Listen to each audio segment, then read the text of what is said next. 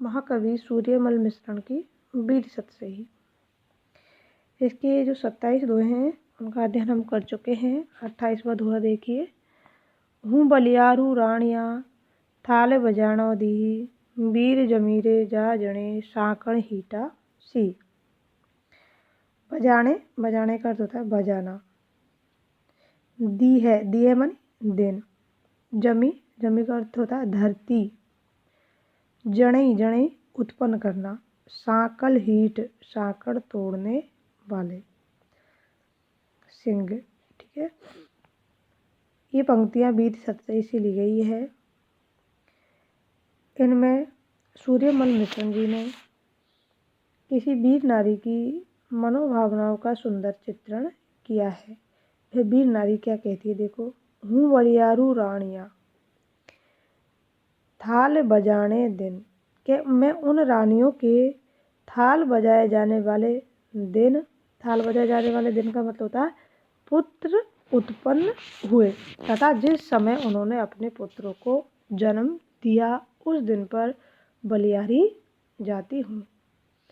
वीर जमीरो जे जना साकल हीटा सिंह, क्योंकि उन्होंने श्रृंखलाओं को तोड़ फेंकने वाले सिंहों के समान इस पृथ्वी के जो वीर है उन वीरों को जन्म दिया।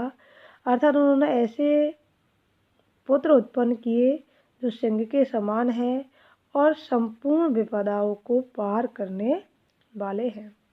इसलिए मैं बलिहारी रानियाँ, इसलिए मैं उन रानियों के उस दिन पर बलिहारी जाती हूँ जिस दिन पर उसने ऐसे पुत्रों को जन्म दिया।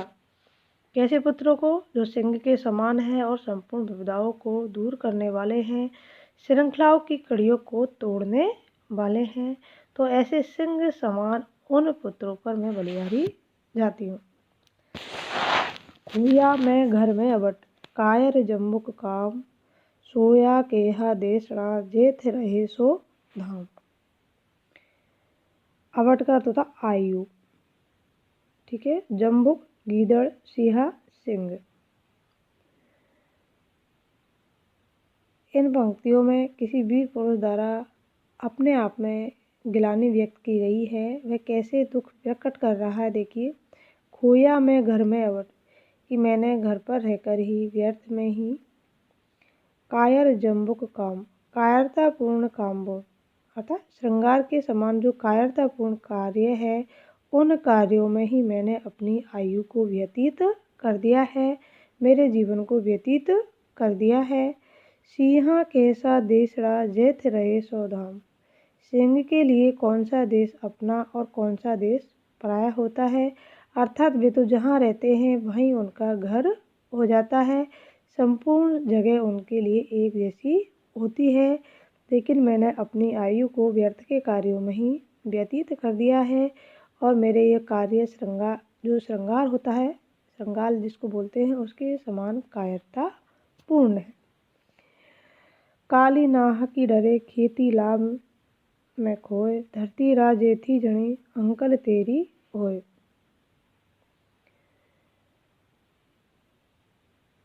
युद्ध की भयंकरता से कालिका भयभीत हो जाती है तो उनको देखकर जो वीर नारी है वे क्या संबोधित कर रही है कि हे कालिका, युद्ध की इस भयंकरता को देखकर तुम मत डरो।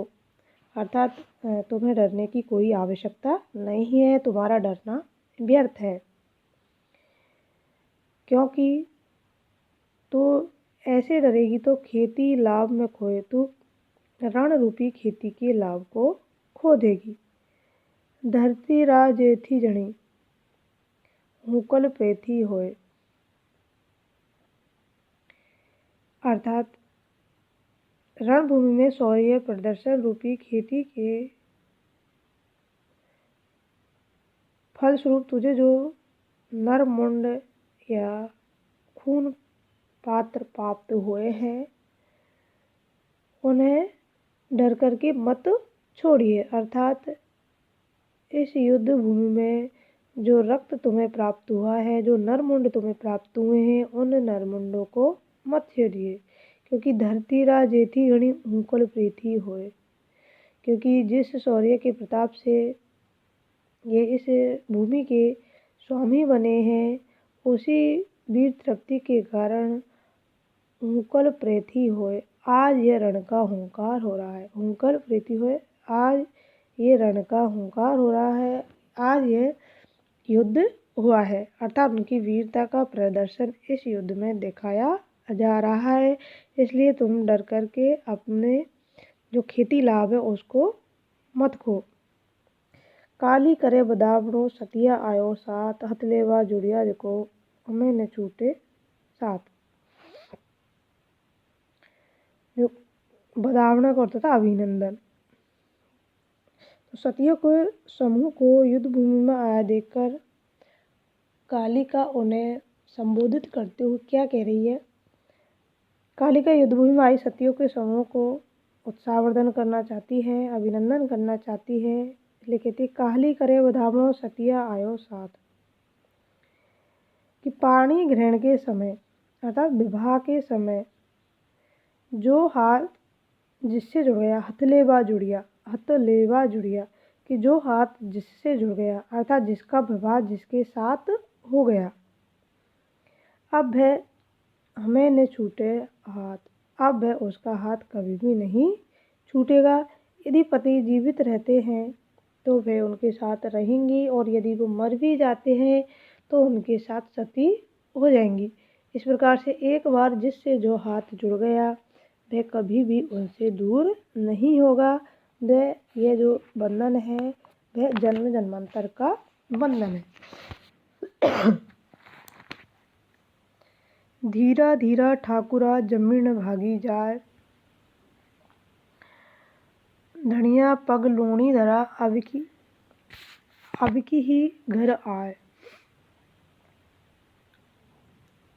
यह किसी वीर पुरुष की धरती पर अधिकार करने के लिए जो व्यग्र है, तो किन्हीं सरदारों के प्रति अपने उसकी व्यंग्यात्मक युक्ति है। वे कहता है धीरा धीरा ठाकुरा जमीन भागी जाए।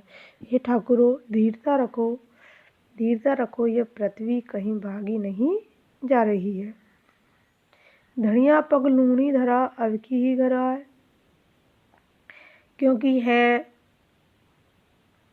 पग यानी था पैर, ये जिन वीर स्वामियों के पैरों से बंधी हुई है, अर्थात जिन वीर स्वामियों ने इनकी रक्षा कर रखी है, उनसे छूटकर बहुत ही कठिनाई से आपके पास यह आएगी।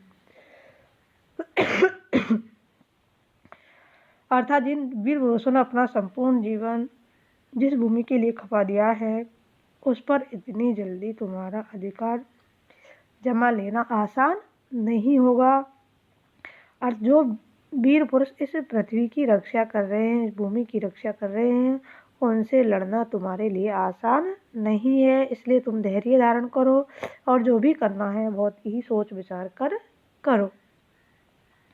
भूल न दीजिए ठाकरा पावक माथे पाव, राख रही जो दादड़ियाँ तियो धरी जो चाव। हे ठाकुरों, आप भूलकर भी इस आग पर पैर मत दीजिए।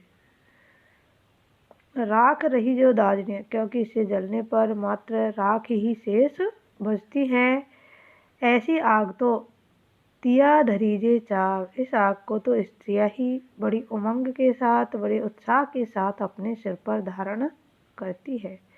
अर्थात पति के मर जाने के बाद वह उनके साथ सती हो जाती है। तो यह जो उत्साह है मात्र सतियों के अंतर्गत ही विद्वान रहता है। भोला ही हट ठाकुर हो रोला है किने रहा है, गेह रही जो रोबना देह सही जो धार। कि हो बोले सरदार हो, भोला हक ठाकुर हो, हे बोले सरदार हो, यह तुमने कैसा हट ठान लिया है कि तुम्हारा जो हट है यह व्यर्थ है। तुमने इस प्रकार व्यर्थ का हक ठान लिया है। रोला है कि न रहा, और जो युद्ध है उसके लिए तुमने हल्ला ही कर रखा है, अर्थात उसके लिए तुम शोरगुल कर रहे हो। और तुम्हें पता है कि गेह रही जो रोबना देह सही जो सार, क्योंकि युद्ध के पश्चात तुम्हारे घर में केवल रोना पीटना ही शेष रह जाएगा, और तुम्हारे शरीर की देह क्रिया ही होगी। अर्थात मरने के पश्चात तुम्हारे घर में मात्र मातम ही शेष बचेगा, इसलिए तुम धैर्य धारण कीजिए। सूता नहार सार का, साल न छोड़े सूर, कंत बिठन्ना कांसा, दो ही बिल का दूर।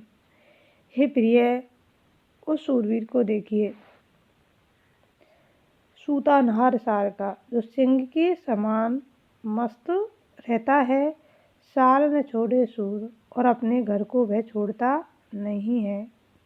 जबकि कंत बिठन्ना कांच सा, कि हम दोनों नष्ट हुए कांच के टुकड़े के समान अलग अलग पड़े हैं। जिस प्रकार से कांच होता है, यदि गिर जाता है तो वह टुकड़ों टुकड़ों में विभक्त हो जाता है, तो उसी कांच के टुकड़े के समान हम साथ रहते हुए भी एक दूसरे से अलग है